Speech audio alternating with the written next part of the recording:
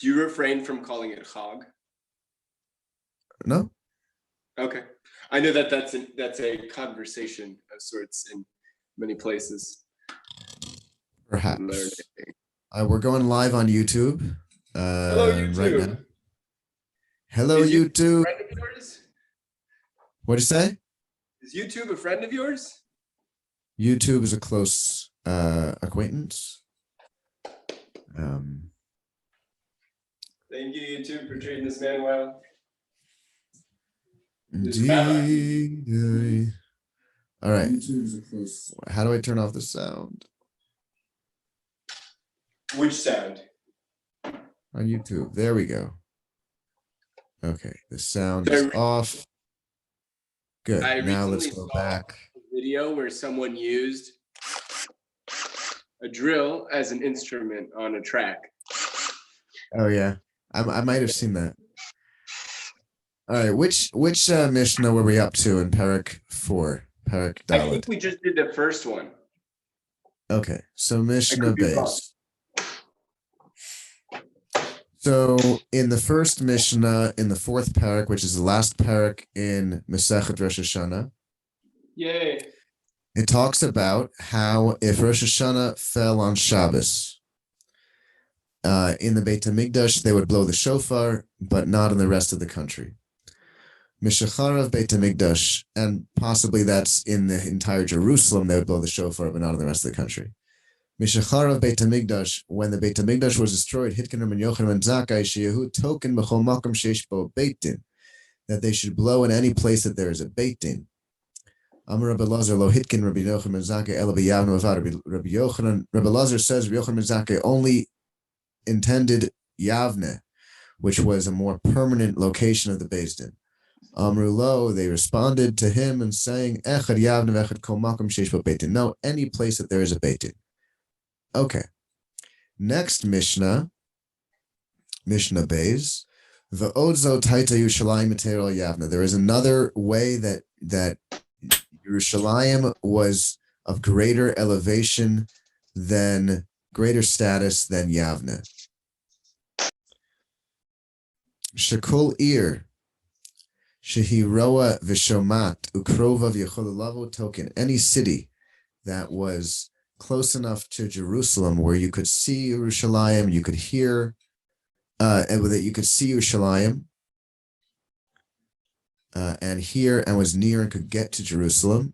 So any city surrounding Jerusalem, they were also able to blow the shofar on Rosh Hashana, which was on Shabbos. Ubi Yavne, but when it was in Yavne, lo hayu token elav beit milvad. They would only blow the shofar in the court itself. You know, it's interesting that law with anywhere around Jerusalem would blow. It seems similar or hints or something of a similar kind of definition to where keeps Shushan Purim and where keeps regular Purim. Yeah, it definitely brings that to mind. Definitely brings that to mind. Okay, next Mishnah. Barishona haya halulav nitel b'migdash. In the beginning, so now we're going from the shofar to the lulav, which has some similar dynamics. In the beginning, they would carry the lulav in the Beit HaMikdash or in Yerushalayim all 7 days, but in the rest of the land of Israel, only the first day. Mishacharav Beit HaMikdash hitkin Rabbi Yochanan ben Zakkai shilulav nitel b'dina shiva lezecher lemikdash. This is what we do now. Rabbi Yochanan ben Zakkai was mitaken that you carry the lulav all the 7 days of Sukkot as a remembrance that you shouldn't forget that in the Beit HaMikdash we had the lulav all 7 days. V'sheyom haneh kulo aser. And this is an additional, this is referring to the Omer Hatnufa, the Omer offering that was waived. After you bring the Omer offering, then the new grain of the season is allowed to be eaten. In the temple, it was the new grain was allowed the moment you brought the offering. Once there is no temple and no offering, so Rabbi Yochanan ben Zakkai made a takana to remember this, and this is done on the second day of Pesach.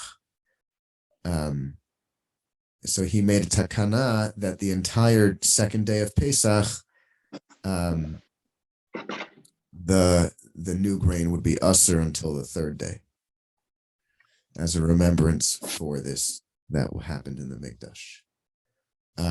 Something interesting is that perhaps you've seen this.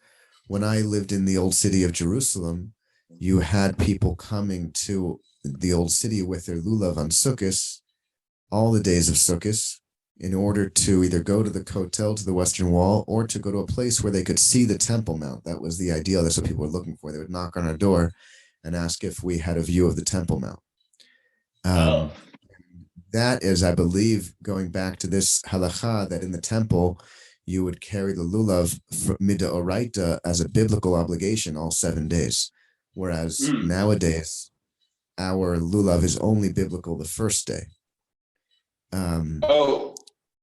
But there is a halacha. It's a discussion, but there is a halacha that if you're at the place of the temple itself, then it is biblical all 7 days. So that's why people specifically come on Sukkot to the old city with their lulav. On the first day, you're saying? All 7 days of Sukkot. Oh, okay. Yeah. Okay, the fourth Mishnah of Masechet Rosh Hashana, the fourth chapter. Barishona hayu mekablan edet chodesh kol. In the beginning, they would accept testimony of Rosh Chodesh. They would accept it all day. I believe this is specifically talking about Rosh Chodesh of Rosh Hashana.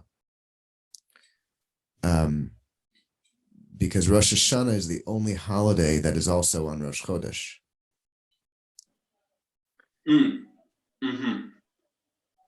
So in the beginning, they would accept testimony about the new moon all day. They would not at night, because the Torah says only during the day, but they would accept the testimony all day. This changed due to a deterioration. One time it happened that the witnesses were delayed in coming to the courts. And the Leviim who would sing different psalms in the temple during the mincha sacrifice, they were confused as to which song to sing. So I've read up a little bit on this, and if usually the witnesses would end up coming before mincha. And so the Leviim knew that Shacharis, their songs would be for a regular weekday, and mincha, they were expecting the witnesses to come. So they would generally have their mincha sacrifice brought with the Rosh Chodesh psalms. But since this time the witnesses were delayed, the Leviim were ready to bring that mincha sacrifice, and they were ready to sing the song of Rosh Chodesh, but there were no witnesses, so they were confused. Should we sing the song of the weekday or of Rosh Chodesh? We know it's supposed to be Rosh Chodesh today, but there's no witnesses. And the way that the Rambam explains it is that they ended up not singing any songs. The proper thing to do would have been to sing the weekday song, because it's not Rosh Chodesh until the courts declare Rosh Chodesh. But this became a problem. Hitkinu shelo yehu makablim ad mincha. Because of these kind of situations, they established that they would only receive testimony before mincha time. Vimbo edim min mincha lamala, and if witnesses come after mincha, nohagin oto hayom kodesh ulamachar kodesh. So if the witness came after mincha, where it's still allowed for the witnesses to come biblically because it's still daytime, but because they don't want any confusion to arise, they did not allow it. However, we act once the witnesses come. we act as if that day is Kodesh, starting from Mincha, meaning we refrain from any melacha, from any work, but it's not actually Rosh Chodesh because we never declared it. We didn't accept the testimony. And come the next day, we accept the testimony and it actually becomes Rosh Chodesh. Interesting. Wow. So it's just the official act of acceptance doesn't take place by the court. Absolutely. And that's something that's been established, that the actually creating the day as Rosh Chodesh happens through the court. Yeah. Very interesting yes. concept. Yes. Mishacharav Beit HaMikdash, once the Beit HaMikdash was destroyed, Hitkenu ben Yochanan ben Zakkai shehu mekablan et lechodesh kol hayom. He reestablished the original law that you accept witnesses all day, because there were no Leviim singing, and so the problem had been removed. Amar Rabbi Yoshua ben Karcha, the Odzot Hitkenu ben Yochanan ben Zakkai. Yoshua ben Karcha says that Rabbi Yochanan ben Zakkai established another decree. Shafilu Rosh Beitin b'chol makom shelo yehu ha'edim hochen el makom ha'evad. That even if the Rosh Beitin is in any specific location, they would still set up a place for the witnesses to come in the cities, and the witnesses would all go to a central place and not have to seek out the court. Oh, so once after the Churban, or both Churbanim, between the Churbans come, Rabbi Yoshua ben Karcha and Rabbi Yochanan ben Zakkai said that the Eidim just have to declare it in a central location, not necessarily where the court is. I think it was. This commentary here on the side points out that this could be showing the authority of the court as being, it says here, determinative and not the individual authority of its leader. It's not about the individual head of the court. It's about the court. And therefore, they wanted to establish this, and maybe perhaps also they wanted to focus in on this and perhaps also prevent the witnesses from having to go through extra work in order to testify, that there was a set place that the witnesses would go to and the court would meet there, but that the witnesses would not have to go and find the court. And that also lowers the amount of malacha that needs to be done on Shabbat for this ever important task, because it's not as crucial now to be in the Beit HaMikdash. Perhaps.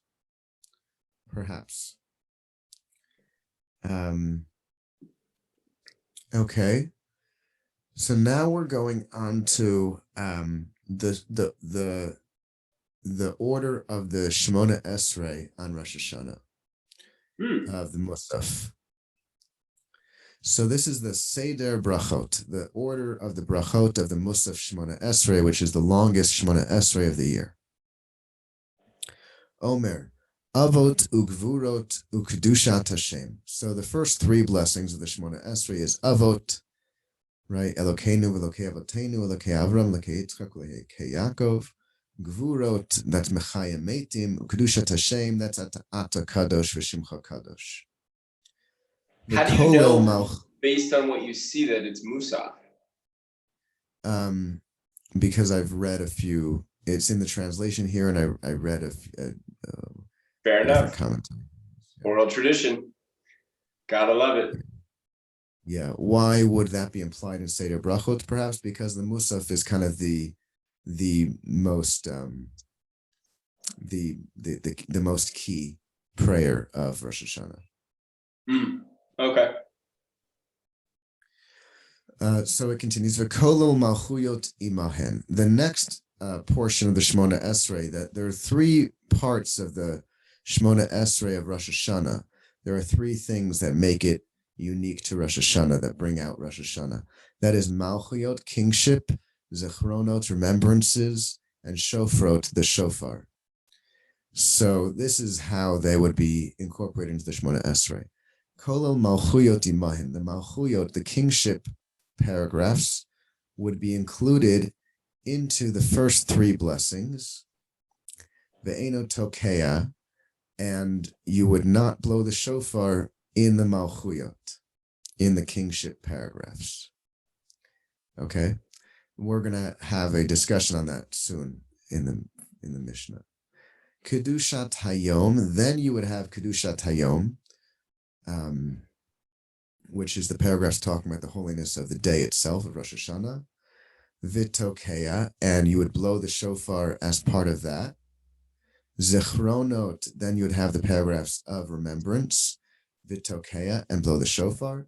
Shofrot, you'd have the shofrot paragraphs, Vitokea, and blow the shofar. The Omer Avoda, and you would say Avoda, which is Ritzei, Vehoda, and Modim, Ubirkat Kohanim, which is Sim Shalom. Divrei Rabbi Yochanan ben Nuri. This is the opinion of Rabbi Yochanan ben Nuri, which is not the opinion that we follow, I believe. Amalo Rabbi Akiva argues, and he responds, Im Eino Tokea la Malchuyot lamahu maskir. Malchuyot, kingship, is the quintessential paragraphs of Rosh Hashanah. It's the most meaningful part of the Rosh Hashanah service. And why would you not have the shofar blown there? That's the place where you would most have the shofar blown, is during the malchuyot, during the kingship portion. Ella, rather, Omer Avot Gvurot Kedushat Hashem. You say the first three brachot of the Shemona Esrei, the Kol Malchuyot and Kedushat Hayom, and you include the kingship with the kedusha of the day, which is the fourth portion of the Shemona Esrei. Vitokea, and blow the shofar as part of that. Zechronot, you'd have remembrances, Vitokea, and blow. Shofrot, the shofar paragraphs, Vitokea, and blow. V'omer Avoda, you'd say Avoda, which is Ritzei, Voda, and Modim, Ubirkat Kohanim, and Sim Shalom. So Rabbi Akiva argues in, I believe, 2 points. One is that the kingship is not included in the first three blessings, rather it's included in the fourth blessing, and that you do blow the shofar in Malchuyot, in kingship. Okay, beautiful. That's the fifth Mishnah of Masechet Rosh Hashanah. And now we're going on to the sixth Mishnah in Masechet Rosh Hashanah. Ein pochatin ma'asor malchuyot. So, as part of these paragraphs of the kingship, Malchuyot, Zechron, and Shofrot, if you remember from Rosh Hashanah, what we do is we mention different verses throughout the Tanakh that talk about these different ideas. So the Mishnah says that there are at a minimum 10 verses that you will bring in your prayers for each of these. 10 verses of kingship, 10 for Zechronot, remembrance, and 10 for Shofrot.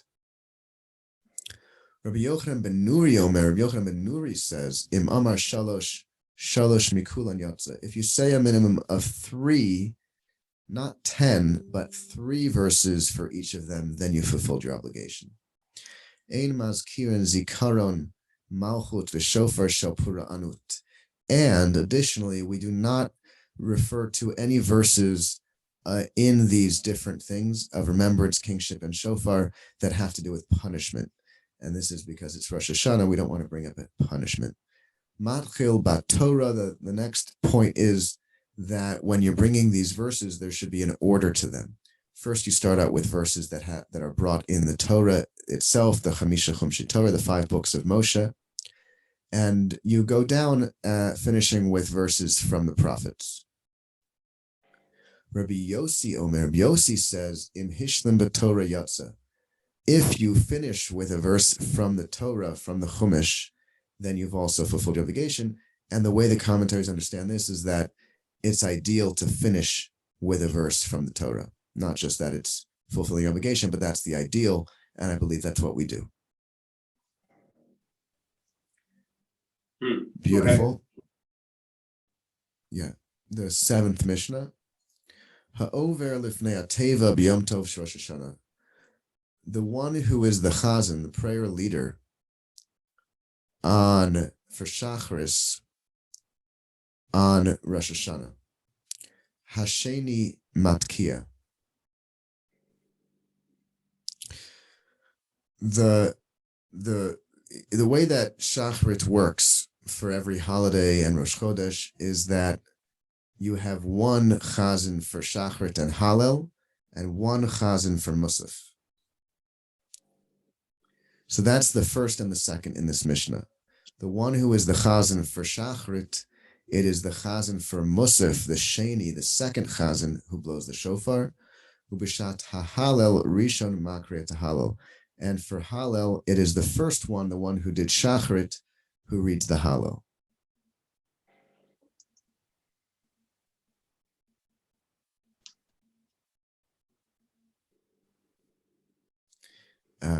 Okay.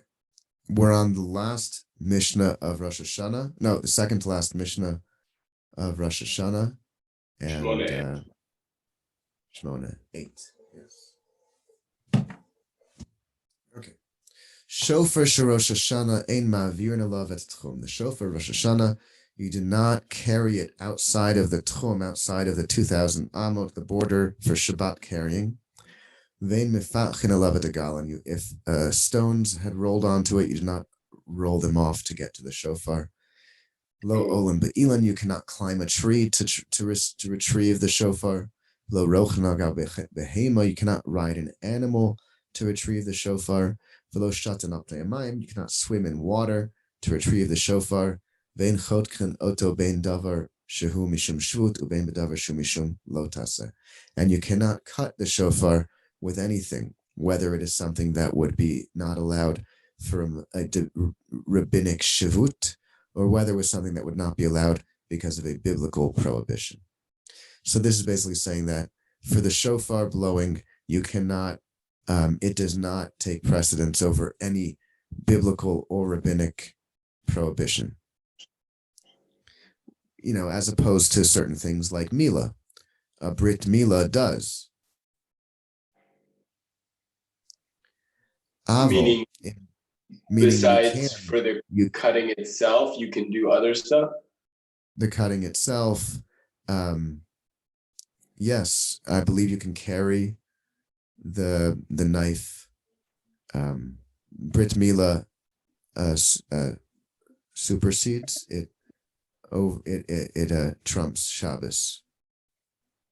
Wow, that's a big play.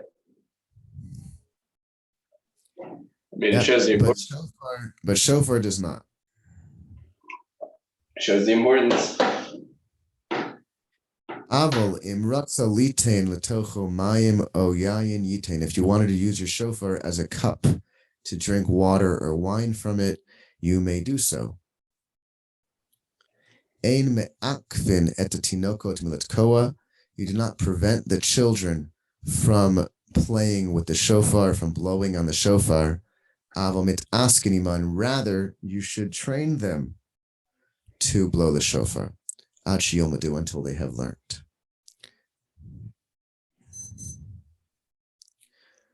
Wow. V'hamit asek, the final law here. V'hamit asek, one who is learning the shofar and he's practicing his shofar blowing. Lo yatsa, he has not fulfilled his obligation by his practicing, because his intention is to practice. V'hashamea, and one who hears someone practicing, lo yatsa, minamit asek, someone is practicing, lo yatsa, he has also not fulfilled his obligation.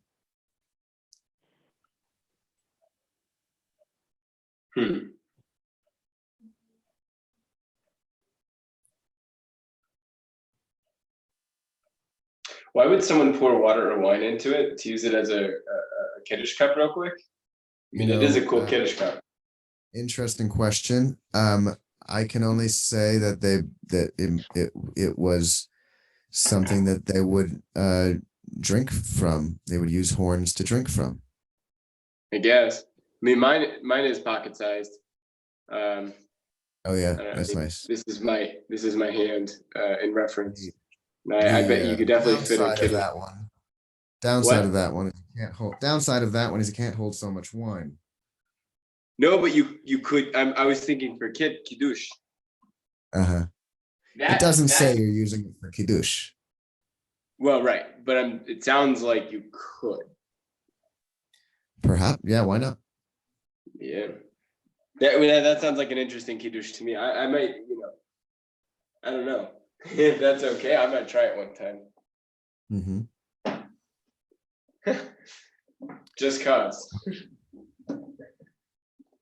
Beautiful. So we're on the final Mishnah of Masechet Rosh Hashanah. Yay! This is amazing. What an accomplishment. Seder Tikiyot. Seder Tikiyot, the order of the blowing on Rosh Hashanah. Shalosh o shalosh shalosh. You have 3 sets of 3 blowings. Shiur Tekiah kishalosh truot, the length of the Tekiah blow. Now let's just both of us just demonstrate a Tekiah blow.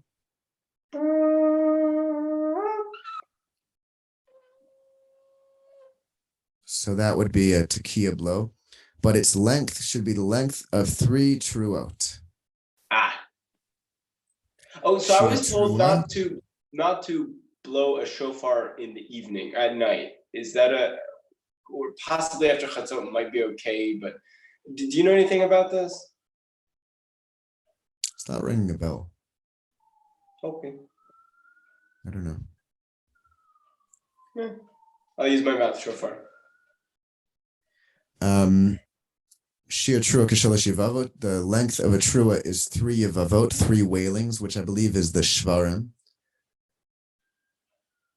It doesn't tell you how long 3 wailings is, but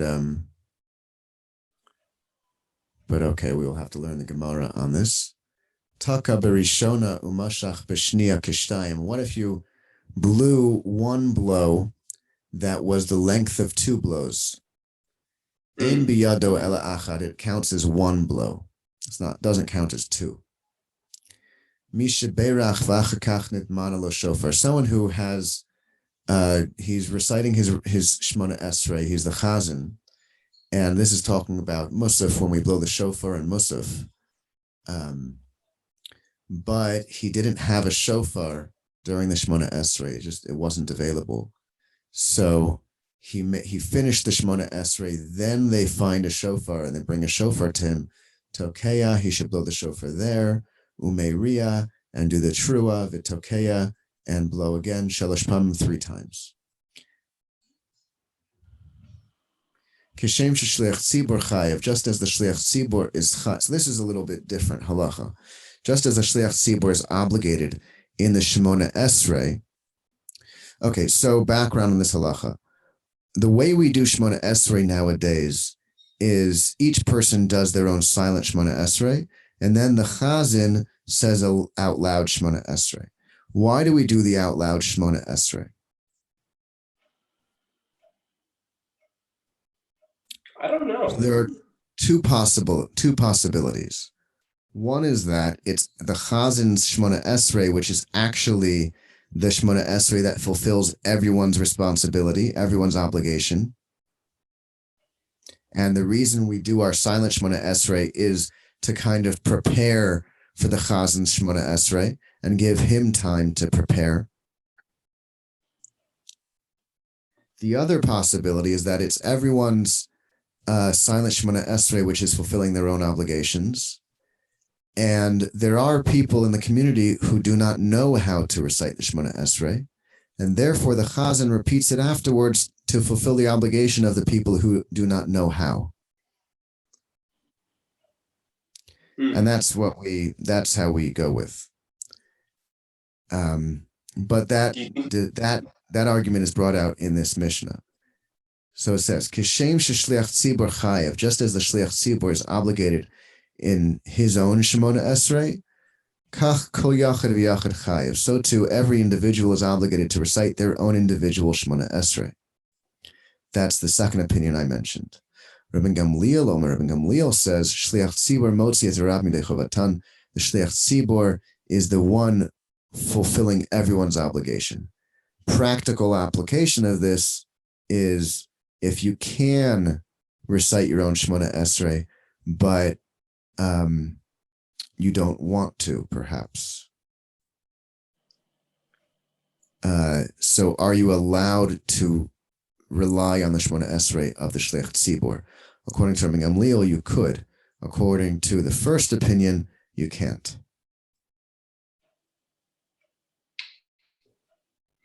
Congratulations. Wow. Mazel tov.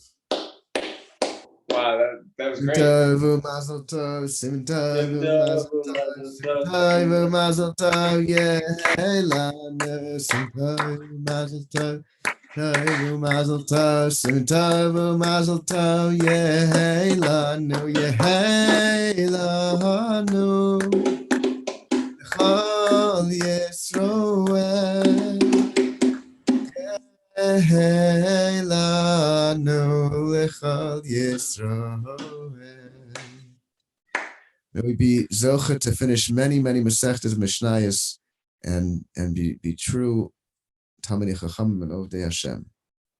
Amen. Wait, Amen. so just to the shoot, so is every single I'm going the Shliach Tzibor caused the.